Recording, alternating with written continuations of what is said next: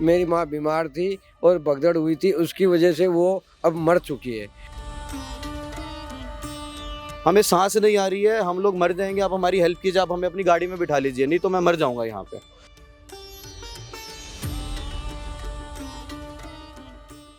ये गाड़ियों पे अपने लोगो चिपका रखे हैं और उन्होंने सायरन लगा रखे हैं। वो आदमियों को जानवरों की तरह हटाते हैं। आगे की छोटी छोटी सी तो बैरिकेटिंग है वहाँ पे, छोटी सी बैरिकेटिंग टूटी, वो बेचारे फिर पानी से बाहर ही नहीं निकल पाए। तो आप इससे अंदाज़ा लगा लो कि क्या 30 लोग मरे होंगे, सीरियसली डाउट। और जाम किस वजह से था अगर आप सुनेंगे तो एक चौक था, वहाँ पे सिर्फ लोगों का जमावड़ा था, सिर्फ इस वजह से जाम था। कोई पुलिस अधिकारी जमावड़ा नहीं क्लियर कर रहा था उसमें। और जो पीठाधीश्वर हैं, जो महामंडलेश्वर हैं, वो अपनी गाड़ी पे हॉर्न बजा बजा के उनको साइड करे जैसे चींटी मकोड़े चल रहे हो। 5 बजे फिर हम लोग यहाँ गंगा में स्नान करने गए और वहाँ जाके हमें पता चला कि जो किसी पे डिस्क्लोज भी नहीं है कि यहाँ पे भी भगदड़ हुई है, यहाँ पे भी लोग मरे हैं जिसका किसी के पास कोई हिसाब नहीं है। अगर किसी को मोक्ष उनको देना है भगवान को, तो वो उनको अपने हिसाब से दे देंगे तसल्ली की मौत। उनको यहाँ पे बुला के सुसाइड तो नहीं करवाएंगे या मर्डर तो नहीं करवाएंगे। भगवान इतने कमज़ोर हमारे भगवान ईश्वर नहीं है। अगर 10 करोड़ लोग आ रहे हैं शाही स्नान के ऊपर, तो मुझे वहाँ पे कुछ इंतज़ाम दिखे क्यों नहीं। मैं भी प्रो मोदी और प्रो योगी रहा हूँ हमेशा से, लेकिन ये देख के I don't want to involve politics here, लेकिन इंतज़ाम के नाम पे देयर वाज नथिंग।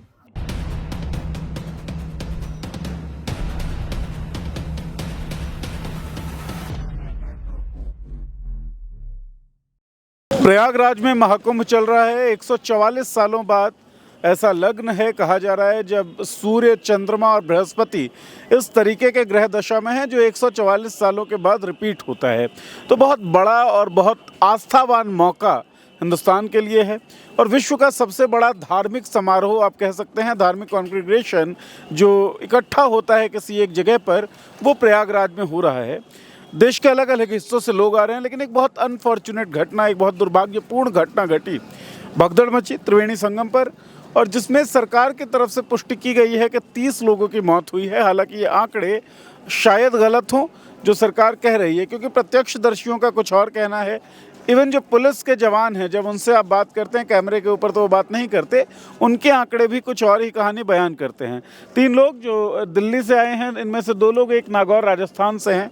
इनसे मेरी बातचीत हो रही थी और जब ये भगदड़ मची, ये उस वक्त उस जगह पर थे। इन्होंने क्या देखा, क्या सूरत हाल थी, क्या स्थिति है अंदर, क्योंकि अभी आप ट्राई करेंगे त्रिवेणी संगम पर जाने का तो आप जा नहीं पाएंगे, हर तरफ से रास्ते को बंद कर दिया गया है। उस वक्त क्या हालात थे? आपका नाम क्या है साहब? सर मेरा नाम दानिश कपूर है, दिल्ली से हूँ मैं। ठीक है, तो दानिश आप उस दिन, मतलब कल रात की ये घटना है, मौजूद थे आप वहाँ पर? ये कल रात की नहीं, आज सुबह की घटना है। 4-5 बजे के आसपास हम वहाँ पे उस टाइम नहीं थे, लेकिन हम लोग खालसा के अंदर रहते थे। खालसा के अंदर में सारी इन्फॉर्मेशन पास ऑन होती रहती है कि अभी घाट पे क्या चल रहा है, क्या सुविधा है, क्या नहीं है, और हम लोग फिर प्लानिंग करते हैं कि कितनी देर में हमें नहाने के लिए निकलना है, स्नान प्राप्त करने के लिए। हमको सुबह 5 बजे इन्फॉर्मेशन मिल गई थी कि घाट बंद हो गए हैं क्योंकि वहाँ भगदड़ से लोग मर गए हैं, तो आप लोग अभी यहाँ पे रहें और नेक्स्ट जो भी इन्फॉर्मेशन आएगी तब तक आप यहीं पे अपना वो रहें। आपको इन्फॉर्मेशन मिली है? उसके बाद हम लोग 9-10 बजे के आसपास जब हमें इन्फॉर्मेशन मिली कि अब घाट सेफ है, आप जा सकते हैं, तो हम लोग फिर सब अखाड़े के साथ ही अपना गाड़ी में हम लोग सब निकल गए। उसके बाद जैसे ही हम लोग सेक्टर 19 के पास पहुँचे, वहाँ पे माहौल इतने ज़्यादा ख़राब थे, इतने ज़्यादा ख़राब कि हमें देख के हमारे आंसू निकल गए कि लोगों के साथ हो क्या रहा है। कई लोग आए, उन्होंने हमें बोला कि सर हमें सांस नहीं आ रही है, हम लोग मर जाएंगे, आप हमारी हेल्प कीजिए, आप हमें अपनी गाड़ी में बिठा लीजिए, नहीं तो मैं मर जाऊंगा यहाँ पे। एक लेडी हमारे पास चिल्लाती बिलखती हुई है कि मेरे हस्बैंड उनके नहीं थे, लेकिन उनके जो परिकर थे, जो उनके सगे संबंधी थे, वो गुम हो गए हैं।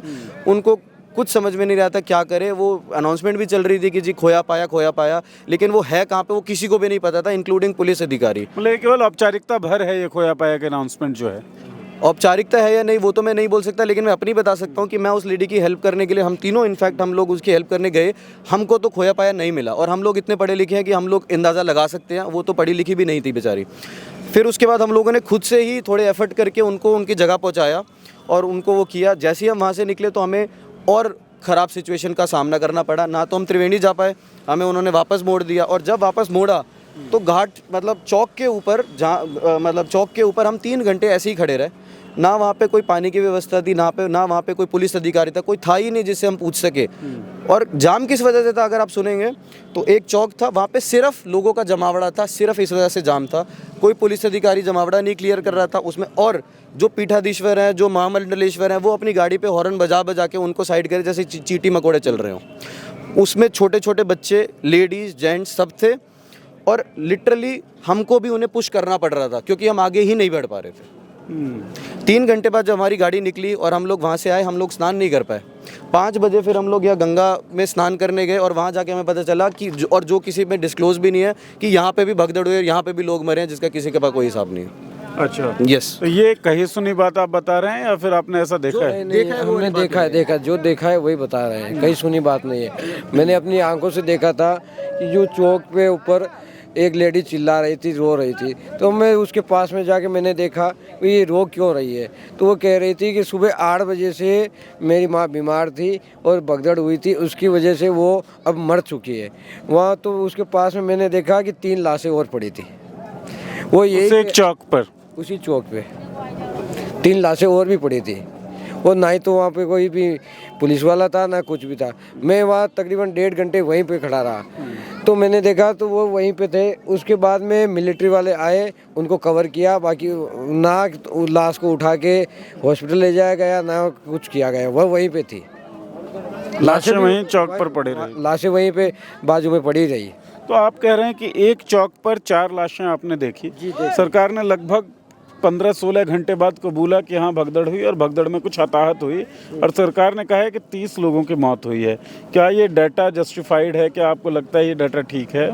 डेटा तो मैंने एक चौक पे मैंने 4 लाशें देखी है। अब इसमें कितने चौक है, क्या हुआ क्या नहीं हुआ उसके बारे में मुझे जानकारी। बता रहे थे कि स्थिति जो आपने देखी, आपके आंखों में आंसू आ गए, बहुत भयावह आपने माहौल देखा। तो क्या आपको लगता है कि 30 लोगों की मौत का जो डाटा सरकार कह रही है वो ठीक है, वो डाटा? सर मेरी स्टेटमेंट जस्टिफाई करने के मेरे पास कोई प्रूफ तो है नहीं। बस मैं एक ही चीज़ बोलूँगा कि कल परसों तो शाही स्नान नहीं था, राइट। हम लोग परसों त्रिवेणी संगम गए, वहाँ पे मेरे हिसाब से लाखों लोग थे उस टाइम पे जब शाही स्नान नहीं था। बड़ी मुश्किल से हम लोगों ने स्नान किया, ठीक है। आप ये सोच लीजिए कि शाही स्नान पे क्या उससे कम भीड़ रही होगी? दैट्स अ बिग क्वेश्चन, ठीक है। उसके बाद अगर भगदड़ मरी, जितना मैंने लोगों से सुना जो वहाँ थे, उन्होंने ये बोला कि जो लोग नहा रहे थे, भगदड़ मची, वो उसके अंदर गिरे। आगे की छोटी सी तो बैरिकेटिंग है वहाँ पे, छोटी सी बैरिकेटिंग टूटी, वो बेचारे फिर पानी से बाहर ही नहीं निकल पाए। तो आप इससे अंदाज़ा लगा लो कि क्या 30 लोग मरे होंगे? Seriously doubt. मेरे पास प्रूफ नहीं, इसलिए मैं जस्टिफाई नहीं कर सकता। हुआ क्या था कि जो लोग पहले पहुंच गए थे वो गए और उसके बाद एक जत्था और आया, लोगों की भीड़ और आई और धक्का लगा। धक्के के बाद बैरिकेडिंग टूटी, लोग नदी के अंदर गिरे और इसके कारण शायद मौतें हुई हैं। क्या आपको लगता है कि इंतज़ामिया लेवल पर, व्यवस्था के लेवल पर चूक है ये? सर व्यवस्था के बारे में एक ही चीज़ बोलूँगा, हम लोग मिडिल क्लास लोग हैं और टैक्स पेयर्स हैं, ठीक है। हम लोग सोशल मीडिया के हिसाब से चलते हैं। सोशल मीडिया पे क्या मार्केटिंग चल रही है? सोशल मीडिया पे मैं देख रहा था पिछले 1 महीने से मार्केटिंग चल रही है कि हमने हज़ारों करोड़ रुपए लगाए, हम लोगों को एक्सपेक्टेशन है 10 करोड़ लोग आएंगे और शाही स्नान के ऊपर आएंगे। अगर 10 करोड़ लोग आ रहे हैं शाही स्नान के ऊपर, तो मुझे वहाँ पे कुछ इंतज़ाम दिखे क्यों नहीं? हर चौक पे मुझे पुलिस वाला क्यों नहीं दिखा? हर जगह पे मेरे को जो है मैप्स क्यों नहीं लगे दिखे कि भाई आपको यहाँ जाना है, यहाँ जाना है? वो क्यों कोई नहीं? होर्डिंग, कोई साइन बोर्ड जैसा कुछ है ही नहीं। नथिंग। साइन बोर्ड के नाम पे सिर्फ ये जो भी वहाँ संत महात्मा उन्होंने अपने मार्केटिंग कर रखी है, that's the only thing that they have done. या फिर क्या नाम है, सरकारों का पोस्टर भी है, सरकारों ने अपनी मार्केटिंग। मैं भी प्रो मोदी और प्रो योगी रहा हूँ हमेशा से, लेकिन ये देख के I don't want to involve politics here, लेकिन इंतज़ाम के नाम पे देयर वाज नथिंग। कई लोगों का ये कहना है, बल्कि योगी सरकार में जो मंत्री हैं उनका भी ये कहना है कि ये छोटी मोटी घटना है, हो जाती है। कुमार विश्वास आपने नाम सुना होगा, कवि थे और कुमार विश्वास के बाद कथावाचक भी हुए। कुमार विश्वास कह रहे हैं कि कुछ लोग इस मांगलिक घटना में एक अमांगलिक घटना हो गई है जिससे वो खुश हैं। तो क्या आपको लग रहा है कि इस तरह के बयान ठीक हैं? हम भी भगवत गीता का पठन करते हैं, हम भी भागवत सुनते हैं, सब करते हैं, ठीक है। कहीं पे भी भगवान ने ये नहीं लिखा कि मैं तुमको अपने यहाँ पे बुलाऊंगा तुम्हारे प्राण लेने के लिए। अगर किसी को मोक्ष उनको देना है भगवान को, तो वो उनको अपने हिसाब से दे देंगे तसल्ली की मौत, उनको यहाँ पे बुला के सुसाइड तो नहीं करवाएंगे, मर्डर तो नहीं करवाएंगे। भगवान इतने कमज़ोर हमारे भगवान ईश्वर नहीं है। और अगर कोई इस तरीके की जस्टिफिकेशन दे रहा है, आई सीरियसली डाउट कि वो किस रेफरेंस को दे के जस्टिफिकेशन दे रहे हैं। आप रेफरेंस कोट कीजिए, भागवत का, रामायण का या फिर वेदों का रेफरेंस दीजिए और फिर ये बात कीजिए कि वो मरा जो वो मोक्ष को प्राप्त हुआ है या फिर वो जो है स्वर्ग गया है, वो जो जहाँ पे भी गया, जिनकी बातें करते हैं ये। कोट दी रेफरेंसेस। बाकी इंतजाम जो आप लोग कितने दिनों से हैं यहाँ पर? अभी तो 2 दिन ही हुए हैं और आज हमारी ट्रेन मतलब कल मॉर्निंग में हमारी ट्रेन थी वो भी कैंसिल हो गई। हम इस वजह से बाहर आ गए, अब ढूंढ रहे हैं, रूम्स ढूंढ रहे हैं, हमें मिल रहा है और यहाँ पे कॉस्ट भी बहुत हाई है, तो हमें समझ नहीं आ रहा कि कहाँ स्टे करें। तो बस वही इंतज़ाम करने की कोशिश कर रहे हैं। जाम भी लग गया है, हम ट्रैवलिंग अभी नहीं कर पा रहे हैं, तो अब ऑफिस पे कितनी हॉलीडेज़ लिए वो भी समझ नहीं आ रहा, तो बस हम स्टक हो गए हैं। कल जैसे मौनी अमावस्या थी, इस कारण से तो भीड़ काफ़ी ज़्यादा आई। आप लोग परसों आए, तो परसों भी हालत इसी तरह की थी क्या? परसों हालत हमको कुछ ख़राब नहीं लगी, हमको लगा सब ठीक है। देखो जैसे मैं बताऊं, मैं ये सवाल क्यों पूछ रहा हूं, मैं आज आया तो मुझे लगभग 25 किलोमीटर चलना पड़ा है। जो आपका कछार बेला कछार कोई जगह है जो पार्किंग स्पॉट भी है, उससे भी 5 किलोमीटर पहले मेरी गाड़ी रोक दी गई थी और उसके बाद क्योंकि मुझे देखना था तो मैं पैदल ही निकल आया। तो क्या परसों भी इसी तरह की स्थिति थी? सर देखो, हम तो जवान लोग हैं, हम लोगों ने चले, हम भी हैं पूरा यहाँ से वहाँ तक पहुँचने में भी इट्स लाइक 3 से 4 किलोमीटर, और अंदर अगर आपको ट्रैवल करना तो आप कर ही नहीं सकते, पॉसिबिलिटी ही नहीं है आप ट्रैवल कर लें। हम लोगों के पास पैसे थे, हम लोगों ने ओला की स्कूटी हायर कर ली और हम लोग वहाँ पे घूम लिए ओला करके। लेकिन जो लोग एक्चुअल में जो श्रद्धालु आ रहे हैं उनके पास इतना भी पैसा नहीं कि वो कैसे वापस जाएंगे, वो भी उनके पास जुगाड़ नहीं है उस चीज़ का भी। उन लोगों को बैग उठा के पूरे परिसर में घूमते हुए हम देखे हैं और हम लोग रात भर यही डिस्कशन कर रहे हैं कि यार ये करने के लिए क्या वो लोग यहाँ पे आ रहे हैं, बैगों को लेके और डोलने के लिए, बस बच्चों को लेके, बूढ़ों को लेके। Very pathetic. चलिए, मैं एक आखिरी सवाल आप लोगों से पूछना चाहूँगा कि हम तो अभी अंदर गए नहीं हैं, वैसे मेला परिसर में मैं घूम रहा हूँ, लेकिन आप जहाँ तक गए हैं वहाँ तक एक्सेस मैंने नहीं किया है। वीआईपी कल्चर जो है उसकी काफ़ी सारी बातचीत हो रही है, तो it's a matter of religion, it's a matter of आस्था का मामला है ये पूरा। इसमें जो क्लास डिस्क्रिमिनेशन है, क्या ये भी वजह है स्टैम्पीड की जो हुई है? क्या ये सब ना होती, और क्या ऐसा लग रहा है कि कुछ खास लोगों के लिए व्यवस्था पूरी काम कर रही है और आम लोगों को छोड़ दिया गया है राम भरोसे? देखो, ये तो मैं अच्छे से नहीं बोल सकता कि ऐसा कोई चीज़ है, लेकिन मैं 2-3 चीज़ें बता सकता हूँ जो हमने अपनी आंखों से देखी। एक, महामंडलेश्वरों ने छोटी छोटी, जैसे ये इनोवा हो गई, ये गाड़ियों पे अपने लोगो चिपका रखे हैं और उन्होंने सायरन लगा रखा है। वो आदमियों को जानवरों की तरह हटाते हैं रास्ता निकालने के लिए। साधु महात्मा का ये एटीट्यूड या इस तरीके का तो मुझे नहीं लगता ऐसा होता है, तो ये एक हमने आंखों से देखा।